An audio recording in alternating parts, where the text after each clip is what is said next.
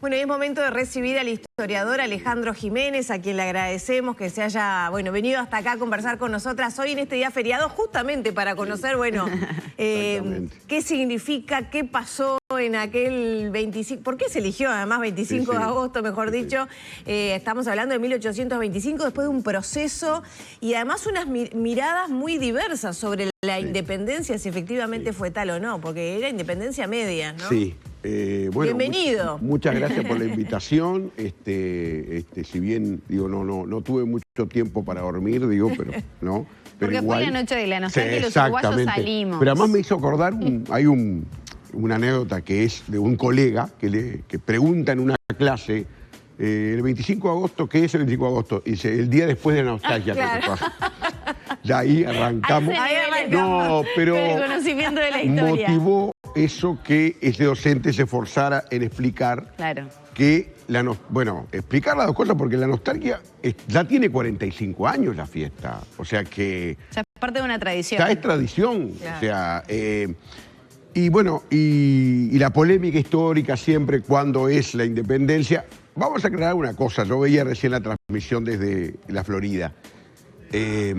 Hoy es la declaratoria de la independencia, no es la independencia. Por ejemplo, las embajadas celebran hoy. En el exterior se hace una fiesta, que se invita a autoridades locales, diplomáticos también, pero es la declaratoria, no es la independencia. Porque ese día lo que pasó efectivamente fue que se reúnen los orientales en la Florida y con la presidencia del presbítero Juan Francisco Larrobla declaran en la primera ley, son 3 leyes fundamentales ese día, la primera dice aquello que nos decían en la escuela, declara ese irritos, nulos y disueltos y de ningún valor para siempre los actos de incorporación a los imperios de Brasil, Portugal. Y del universo. Sí, y el universo. Pero la segunda, en el mismo acto, o sea, el mismo día, es la ley de independencia. La ley de unión, esa ley de independencia, unión. Y la unión a las provincias unidas del Río de la Plata, que era lo que, antecedió a la Argentina, ¿no? Y entonces, ¿por qué hablamos de independencia si no era tal? Porque, nos independizamos o declaramos que queremos serlo de los reinos de España, Portugal, etcétera, pero nos unimos a las otras provincias del Río de la Plata. Yo creo que ahí, España ya estaba, a partir ya de 1814, 15, la España estaba, como quien dice, fuera, ya no dependíamos de España, y luego sí tuvimos una vieja, el ciclo artiguista, porque la independencia uruguaya tiene 2 etapas muy concretas, del 10 al 20, que es el ciclo artiguista. Ahí Artigas va a luchar contra varios frentes, contra Buenos Aires, contra los portugueses, que son quienes en definitiva lo derrotan y provocan la partida hacia el Paraguay. La segunda etapa es del 20 al 30, donde se concreta, sobre todo a partir del año 25, un proyecto que no es el que Artigas quería.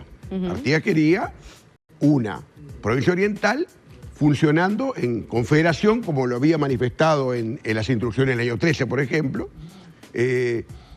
y, en definitiva, lo que va a concretarse, lo que decía Reyes Abadí, un Uruguay jibarizado, decía, quiere decir un Uruguay limitado al Uruguay como una nación independiente, que no era el proyecto artiguista. A partir del 25, los hechos, la seguidilla es el 19 de abril, el desembarco de los 33, y luego, por supuesto, ya dependíamos de Brasil, porque Brasil se había independizado en el Grito Ipiranga de 1822, del 7 de septiembre. O sea que, en definitiva, no éramos parte de Portugal, éramos parte de Brasil. Y allí es que, hay 2 batallas que son muy importantes, que es la de Rincón en septiembre, Rivera vence a los brasileños, y Sarandí en octubre, el 12 de octubre, donde La Valleja vence a los brasileños. Y ahí, obviamente, se va consolidando, conjuntamente con las leyes, la tercera, la de Pabellón, un poco yo diría, la intención autonomista de los orientales, ¿no? Pero, por supuesto, queriendo ser parte de las Provincias Unidas del Río de la Plata, recogiendo el legado artiguista, por ejemplo, la bandera, los colores liberales, rojo, azul y blanco, Y por supuesto que pensando en que ser parte de las Provincias Unidas iban a significar, por ejemplo, en el año 26 hay una constitución, que es la Constitución de Rivadavia, en las Provincias Unidas, y el Uruguay la avala, o sea, ¿qué quiere decir eso? Que si éramos un país independiente, ¿cómo vamos a avalar una constitución de otro país? Ya eso es un argumento que echa por tierra la tesis que se llama, los historiadores hablan de unionistas e independentistas. O sea, eso tira por la borda que haya sido independencia lo de un día como hoy, hace 198 años. ¿Por qué seguimos celebrando este día entonces como hito de la independencia? Bueno, y ahí entra un poco el debate histórico. O sea, Rivera, el primer presidente de los orientales, va a establecer que la fecha más importante es el 18 de julio. ¿Por qué? Porque si bien los partidos, el Uruguay nace sin partidos, porque la vida independiente del Uruguay comienza en 1830 y en el 36 surgen los bandos, que no son partidos todavía organizados ni mucho menos, blancos y colorados. En ese momento, o sea, cuando en 1830 se establece el 18 de julio, jura la Constitución. Yo creo que ahí es que empieza la vida independiente del Uruguay, porque se genera el Uruguay como entidad jurídica, ¿no? Como país organizado, con poderes, con poder del Estado, con gobierno departamental, gobierno nacional, ¿no? Rivera. Pero en 1860, Bernardo Berro, de origen blanco, o sea, Rivera había sido fundador del Partido Colorado, establece que la más importante es el 25 de agosto. O sea, como también estas situaciones son rehenes de las confrontaciones partidarias, y hace 100 años, les redondeo, hoy debaten, por ejemplo, la rendición de cuentas. Bueno, hace 100 años debatían, por ejemplo, ¿qué celebramos en los años 20? De hace 100 años. Celebramos en el 25 o en el 30. Y eso está en las actas, que son realmente muy interesantes. Y entonces, ¿cómo se aborda esto? Porque desde pequeños nos enseñaron eso. Que yo tengo una crítica, ¿no? Al sistema educativo, que yo entiendo que la historia de nuestro país no está tan fundamentada como analizamos la Revolución Francesa, la Revolución Industrial, la Revolución Rusa. Tenemos tanta historia internacional y nunca terminamos de hacer foco en la nuestra. Entonces, ¿qué abordaje desde las aulas se brinda hoy a los chiquilines? Está muy bueno lo que preguntás, porque nos pasa que llegamos al liceo, al siglo, yo por lo menos, que soy profesor de secundaria. Digo, cada uno podría investigar por su cuenta, ¿no? Pero en la formalidad de las aulas. Esto es una pregunta muy interesante, porque hay una realidad, y es la siguiente. Llegamos al liceo hastiado de historia... internacional. No, nacional. ¿Nacional? Claro, porque en cada fecha, en la escuela, por ejemplo, el 19 de abril, yo tuve como director en el Museo Histórico a José de Torres Wilson, un historiador entrañable, fallecido hace años, y que él decía, ¿cómo se puede aprender historia si el 19 de abril es de 1825, el 18 de mayo de 1811, el 19 de junio de 1764, el 18 de julio de 1830, el 25 de agosto del 25? O sea, es una gráfica que va para un lado y para otro. Y es muy difícil conceptualizar y hablar de esos hechos cuando llega el momento. Bueno, vamos a hablar de la independencia, vamos a hablar de la Constitución. Y yo creo que lo que le falta muchas veces a la historia, a la enseñanza de la historia desde la escuela, es un poco el contexto y sobre todo la visión cronológica, ¿no? La visión de proceso, ¿no? Como todo. Ahí está, exactamente. Y por otro lado, también, digo, yo creo que le falta sacar un poco, bajar del caballo también. O sea, yo cuando me llaman, como me llaman ustedes, que me encanta venir, siempre cuando me llaman televisión o radio, siempre pienso qué decir, por ejemplo, con temas como, por ejemplo, Artigas. Se ha hablado tanto. Entonces, yo voy por otros caminos, a veces en el caso de Artigas, cómo se representa, cómo se construye Artigas, ¿no? Cómo se construye no solo la figura del monumento a la Plaza Independencia, cómo se construye el héroe histórico, el prócer, y cómo se construye, esto también es una construcción. Claro. O sea, el de independencia, pues la historia es una construcción. Claro, son procesos y es una construcción que es vivo, ¿no? Lo seguimos construyendo también en la actualidad. Totalmente. Y una pregunta que yo tenía pensada era, bueno, ¿qué nos dice ese 25 de agosto de 1825 o lo que queremos conmemorar de ese entonces a la luz de hoy en día? Y ya me tiraste varias puntas en lo que venís conversando porque, bueno, nos costó ponernos de acuerdo en qué fecha es feriado y es otra pregunta que te quiero hacer, ¿desde cuándo es feriado además? Y así como nos cuesta ponernos de acuerdo ahora los uruguayos en muchas cosas, ¿no? Claro. Viste como en la génesis. Por eso. La discusión y el debate ahí está. forma parte de la esencia. Digo, con todo respeto a los parlamentarios actuales, no los veo discutiendo, bueno, si el 25, el 30, ahora que estamos en el mismo contexto de hace 100 años. O sea, los legisladores hace 100 años estaban diciendo, bueno, viene el centenario, ¿cuándo festejamos? Y ahí entran incluso claro, en 2 años festejamos. No, claro, en 2 años estamos, por ejemplo, 100 años de Palacio Legislativo.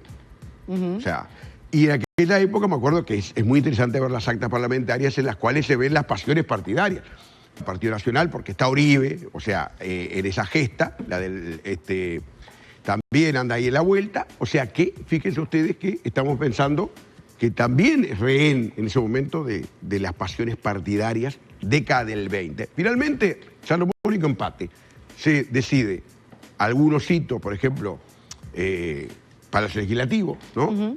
Se hace el 25 de agosto, es el 25, y se inaugura el 25 de agosto del 25, y el Estadio Centenario, por ejemplo, el 18 de julio del 30. O sea, hay celebraciones en el 25 y hay celebraciones en el 30. O sea, que vamos a estar, estamos en la puerta. O sea, ahora vamos a tener también un momento en el cual empezamos en el 11, ¿se acuerda del bicentenario de la gesta artista? Y ahora este es un proceso en el cual... Del 25 al 30 viene la segunda etapa. La segunda etapa, pero además yo lo que creo en estas cosas está bárbaro cuando se me acuerdo en el 11 que uno iba 18 de julio, me acuerdo en octubre hubo una serie de... El Libertador también.